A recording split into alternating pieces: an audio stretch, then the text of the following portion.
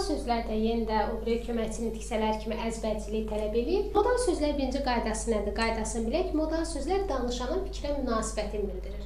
Modal sözlər qrammatikada ara sözlər kimi, modal sözlər ara sözlər kimi işlənilir. Ara sözlər sintaks bölməsində öyrənilir, amma modal sözlər isə morfologiya bölməsində işlənilir. Fərqi budur. Modal sözlərdən təsdiq bildirən modal sözlər doğrudan da, həqiqətən, düzü və s. Ehtimal, güman, şübhə bildirən modal sözlər gərək ki, yəqin ki, görünür, deyəsən və s. Nəticə ümumiləşdirmə bildirənlər deməli, demək, axır ki, beləliklə, qısası və s.dir. Bənzətmə və müqayisə bildirən modal sözlərimiz hansılardır? Sanki, elə bil, güya, güya ki, fikrin mənbəyini bildirənlər məncə, səncə, fikrimcə və s. Təəssüf, heyif, əfsus, əfsus ki və s. modal sözlərimizdir. Yəni, bu təəssüf bildirən modal sözlərdir.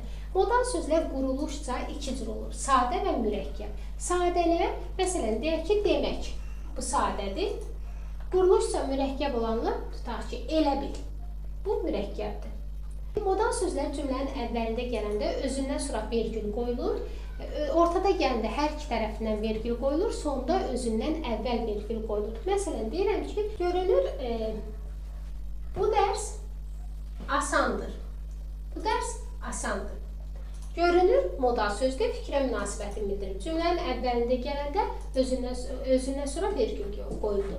Ortada gələndə hər iki tərəfindən vergül qoyulur, sonda özündən əvvəl. Bir də bir şey deyim, modal sözlər vergüllə ayrılır, amma bənzətmə müqayisə bildirən var, elə bil, sanki, güya, bunlar istisnadır, orada vergül olmayacaq. Məsələn, elə gəlirdi ki, sanki Koroğlu gəlir.